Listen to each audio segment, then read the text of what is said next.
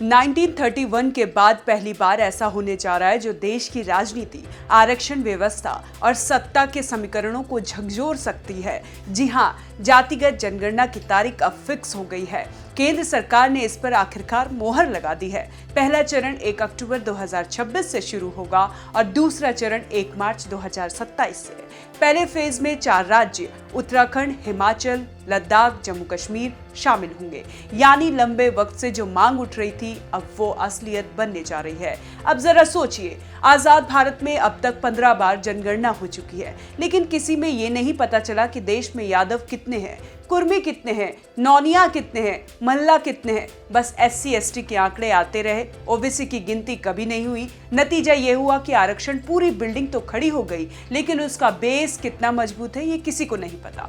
2011 में आखिरी बार जनगणना हुई थी, 2021 में होनी थी, लेकिन कोविड आ गया और अब जब अगली जनगणना होनी है तो इतिहास रच जाएगा। जातियों की गिनती होगी और इस बार खेल होगा डिजिटल मोबाइल टैब और एप्स के जरिए। काम होगा ताकि जल्दी हो और एकदम सटीक आंकड़े सामने आए। जो काम पहले 5 साल में होता था, अब सरकार कह रही है 3 साल में निपटा देंगे।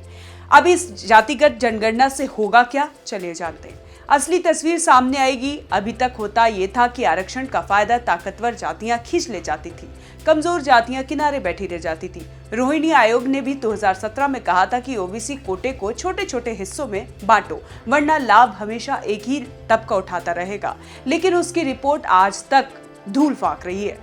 अब जब जातियों की सही गिनती सामने आएगी तो सरकार पर दबाव पड़ेगा। आरक्षण की सीमाएं बढ़ाओ, नई जातियों को जोड़ो, सिस्टम को रीसेट करो। सियासत गर्म होगी, हर पार्टी को पता चल जाएगा कि किस इलाके में कौन सी जाति कितनी संख्या में है। और फिर विधानसभा हो या लोकसभा, टिकट का खेल भी बदलेगा। इस जनगणना के बाद नई बहस छिड़ेगी, कौन वंचित है, कौन आगे निकल गया और कौन अब भी पीछे छूटा हुआ है।